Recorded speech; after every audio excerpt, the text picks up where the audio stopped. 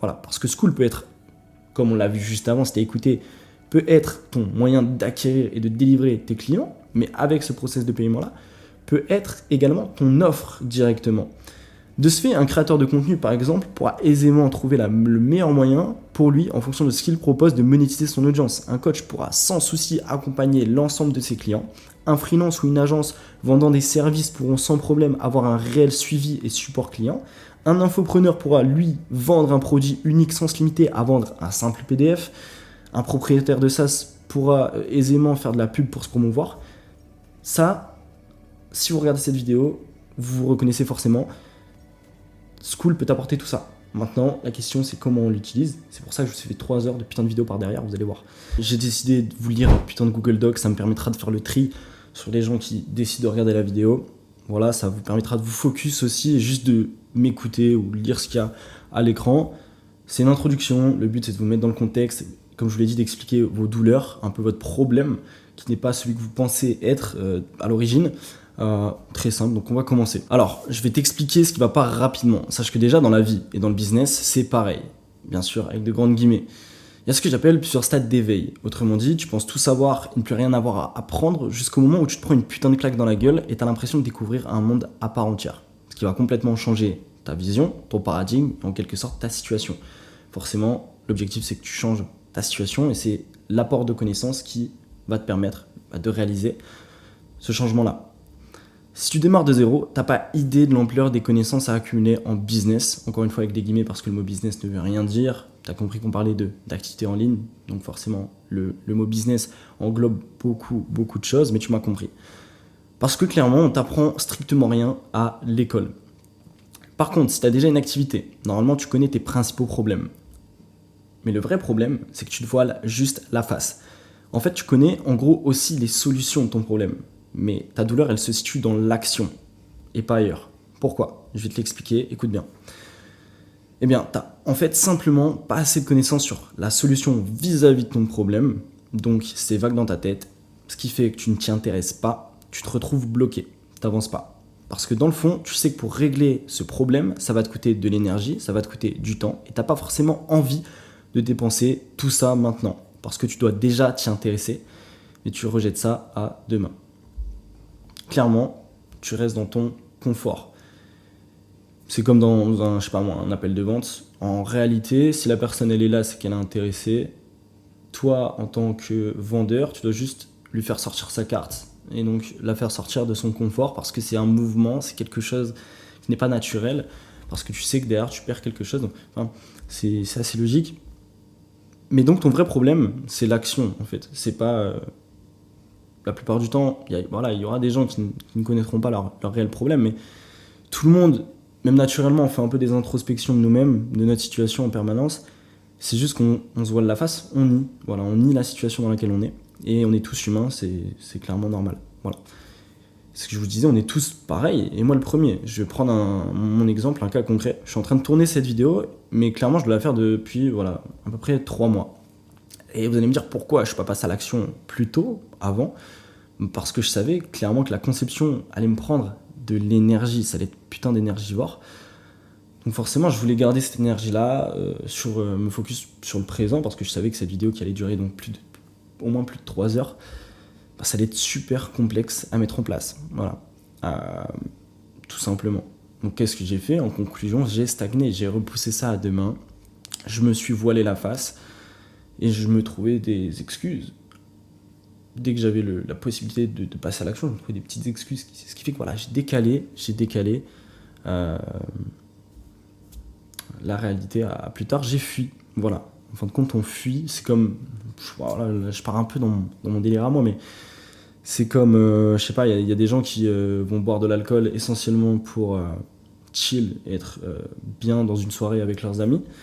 Mais il y a des gens qui vont boire de l'alcool essentiellement pour fuir leurs problèmes, et c'est ce que moi aussi je me suis rendu compte. Mais quand tu décides de tout le temps sortir, tout le temps faire quelque chose qui ne t'apporte rien sur l'instant T, ni sur le long terme, à part de la dopamine, tu te réfugies du coup tu fuis, clairement, tu fuis, tu te réfugies dans ton confort. Et la vérité, c'est que tu dois affronter ça en permanence. Le problème, encore une fois, surtout quand on est entrepreneur, ou même dans la vie en général, mais c'est que quand tu es solide sur tes appuis et que tu veux aller au-delà de tes difficultés, donc tu les affrontes étape par étape, tu baisses tout, clairement. Le problème, c'est qu'après, tu fais un putain de burn-out parce que tu peux pas être une machine, on n'est pas des robots. Voilà, je sais pas pourquoi je parle là-dessus, mais voilà, je continue à lire mon script, c'est mieux. Parce que souvent, ce qu'on ne veut pas faire pour X raisons, c'est pas parce qu'on ne désire pas le résultat, mais parce que la route, elle est longue, elle est dure, elle est pénible. Ça, vous le savez. Ok, donc maintenant que je t'ai fait comprendre ça, Skool, c'est exactement ce qui va te permettre de rendre ton chemin plus rapide, facile et moins pénible. Voilà. Bien sûr, dans ton activité en ligne ou dans ton objectif de croissance avec l'activité que tu as déjà actuellement. Et tu vas comprendre pourquoi. Parce que dans une activité, là, je vais vraiment simplifier les choses pour les débutants qui me regardent, mais voilà, les gens qui sont un peu plus avancés vont comprendre ça assez facilement, mais c'est que tu as deux choses à faire. Dans ton business, c'est que tu as l'avant-vente et tu as l'après-vente. Voilà. Donc l'avant-vente, pour résumer ce que c'est acquérir ton client. Une fois que tu as acquéri le client, il y a de l'argent qui est rentré dans ton compte. C'est ça que tu veux. Mais si le client t'a donné de l'argent, forcément tu as l'après-vente. Et l'après-vente, c'est délivrer ton produit, délivrer ton service, délivrer ce que tu lui as promis en échange de son argent. Dans un seul et même but, c'est le satisfaire. Donc satisfaire son besoin en lui réglant son problème, pour que le gars rachète par la suite.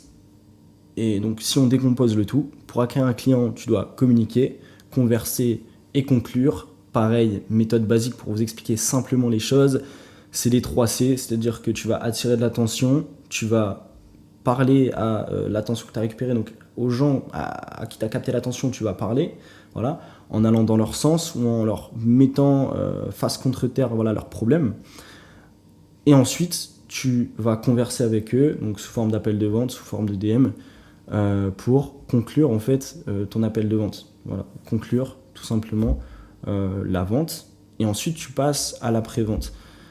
Mais donc concrètement, sur l'avant-vente, tu vas attirer l'attention, tu vas qualifier la personne, tu vas lui apporter de la valeur. Tu vas l'instruire sur ta thématique et sur son problème, parce que l'objectif principal, c'est de résoudre le problème. Parce que tout est une question de demande, en fait. Voilà. Si tu vas dans un marché où il y a beaucoup de demandes, ce sera beaucoup plus simple de réussir, ce qui est logique. Maintenant, c'est pas une obligation de réussir non plus, mais c'est comme voilà, le marché de la perte de poids, du sport, du fitness en ligne. C'est, certains le diront, le marché où il y a le plus de personnes, justement, il y a le plus de coachs dedans, donc c'est un marché qui, pour certains, peut être ultra saturé. Mais la vérité, c'est qu'on répond à un besoin qui est primaire. Donc on est sur les primaires secondaires, donc on est sur de la santé. Et tout le monde a envie d'avoir un beau physique. Encore une fois, les gens le nient et ne passent pas à l'action, restent dans leur confort. Ce qui veut dire que même s'il y a énormément de coachs, tu pourras toujours avoir ta propre place. Il suffira que tu aies ta propre direction artistique, ta propre DA pour attirer la personne que tu es, en fait, tout simplement. Parce que généralement, les gens, si tu veux, vivent par procuration à travers toi. Donc c'est-à-dire qu'ils vont regarder ton contenu et au bout d'un moment, ils vont vouloir être comme toi, donc passer à l'action. Ce qui veut dire qu'il n'y a aucun marché réellement saturé, et même un marché où il y a énormément de demandes, vu que c'est un besoin qui est primaire, même si c'est un marché où il y a énormément de coachs, vu qu'il y a énormément de demandes, vu que c'est un marché qui est primaire, tu vas pouvoir toujours avoir ta propre place.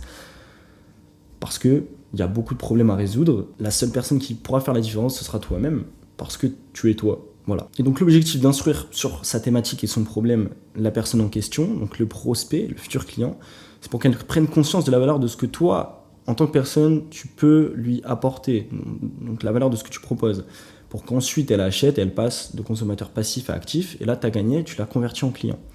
Ça c'est l'avant-vente. Maintenant on passe à l'après-vente. Donc, ensuite, pour satisfaire le client, tu dois lui apporter des résultats rapides en lui enlevant chacune des barrières qui se trouvent sur son chemin. C'est comme si tu étais un peu son guide, sauf qu'en même temps tu es un peu son protecteur. Voilà, c'est-à-dire que sur son chemin, il y a une ligne droite pour aller du point A au point B. Tu sais très bien que tout le monde passe par des phases, que ce soit par exemple la baisse de motivation ou quoi que ce soit. Donc toi, tu es là pour vraiment retirer les barrières. Enfin, en fait, tu as ta propre expertise qui parle à la place de cette personne-là.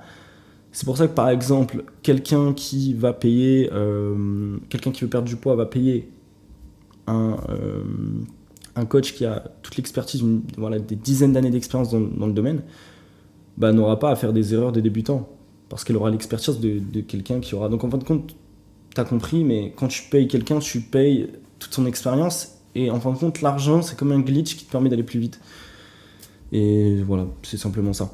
Voilà, donc tu le guides et en même temps tu es son protecteur, et donc l'objectif c'est l'obtention de résultats sans friction avec le moins possible. Voilà, donc tu as le point A, B, C. L'objectif c'est de lui faire arriver, donc de cibler la personne à qui tu veux proposer quelque chose, et forcément tu lui règles un premier problème, et une fois qu'elle est arrivée à ce step là, elle est passée par plein de petites épreuves. Toi tu as gommé ces épreuves là.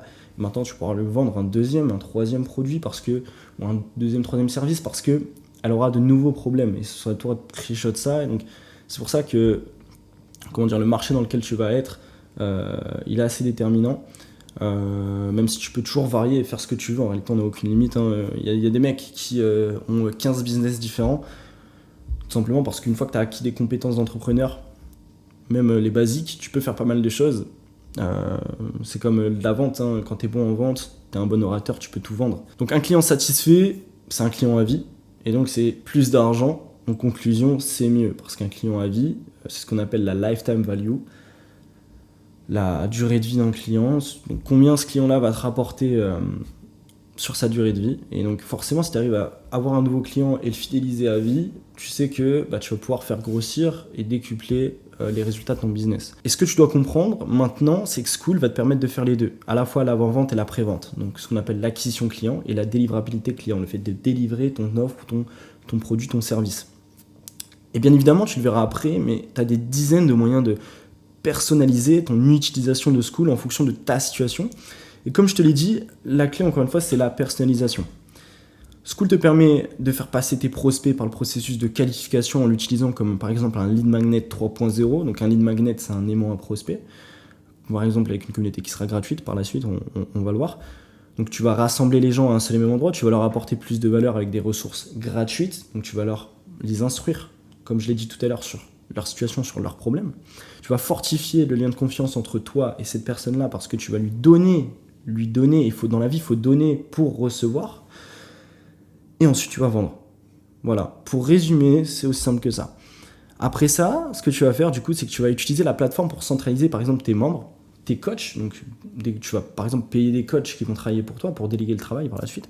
Donc, tu vas pouvoir centraliser tes clients, donc tes membres, tes coachs, tes cours, tes rendez-vous en visio hebdomadaire pour former et apporter ton expertise. Tu vas pouvoir également communiquer et récupérer des avis, des feedbacks, encore résultats écrits ou vidéo de tes clients. Super intéressant pour acquérir de nouveaux clients. Voilà, c'est des cas clients, c'est la base. Quand quelqu'un va douter de toi, elle va te demander est-ce que quelqu'un comme moi a déjà réussi avec ton accompagnement, avec ton produit-service.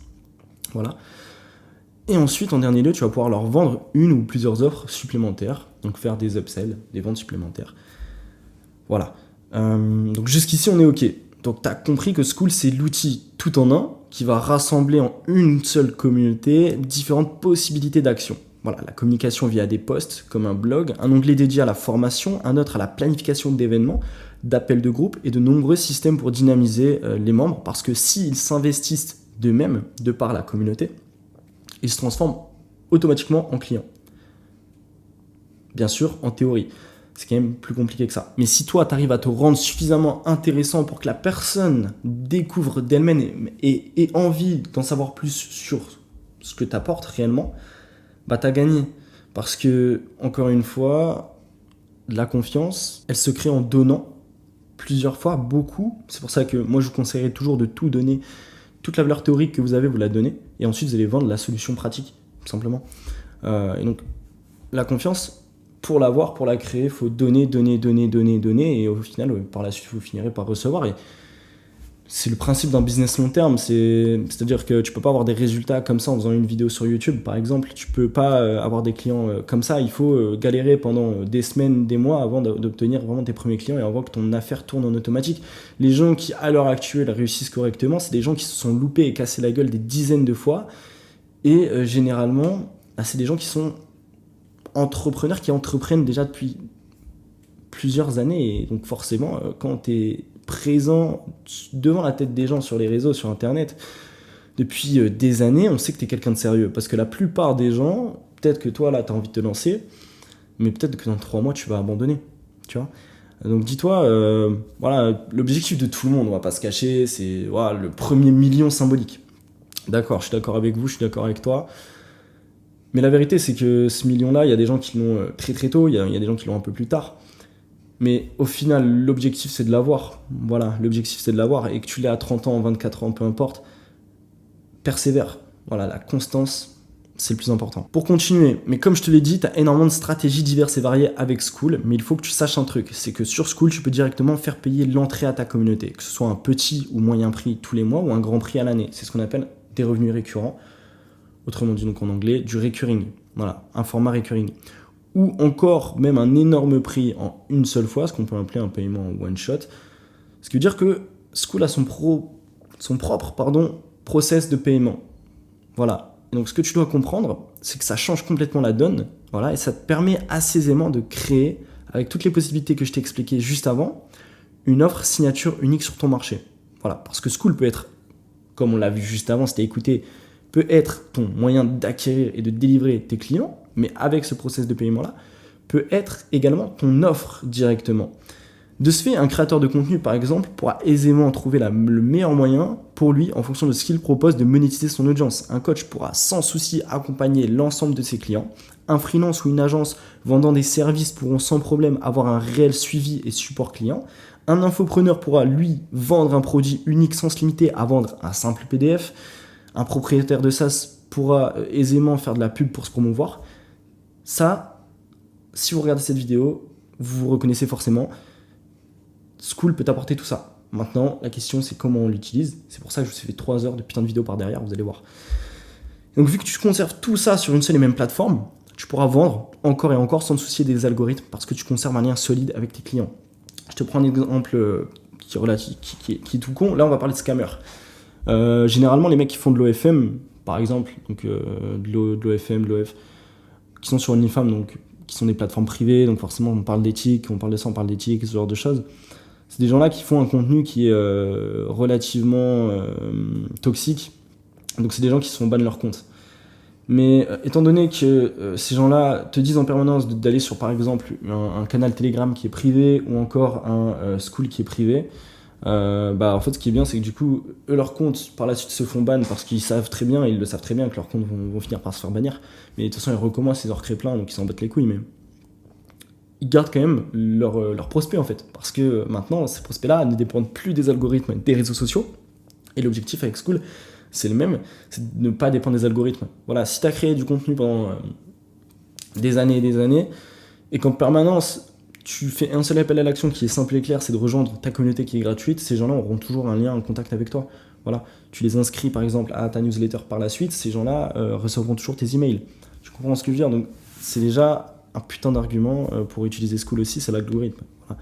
Moi, j'en parle pas souvent, mais c'est vrai que c'est pas de la merde. Voilà, donc maintenant, on va continuer sur mon écran. Comme je vous l'ai dit, je vais tout vous expliquer du point A au point B jusqu'au putain de point Z. Mon objectif, c'est vraiment d'avoir la vidéo la plus complète sur le marché francophone qui parle de Skool avec toutes les stratégies à l'intérieur. Donc, je vais utiliser, donc, comme je vous l'ai dit, un format entonnoir. Autrement dit, voilà, on va aller de plus en plus dans les détails. Donc, restez bien jusqu'à la fin de cette vidéo. Je pense que je peux clairement vous apporter pas mal de valeur là-dessus. Et regardez les liens qui sont dans la description, ça peut toujours vous servir et vous aider.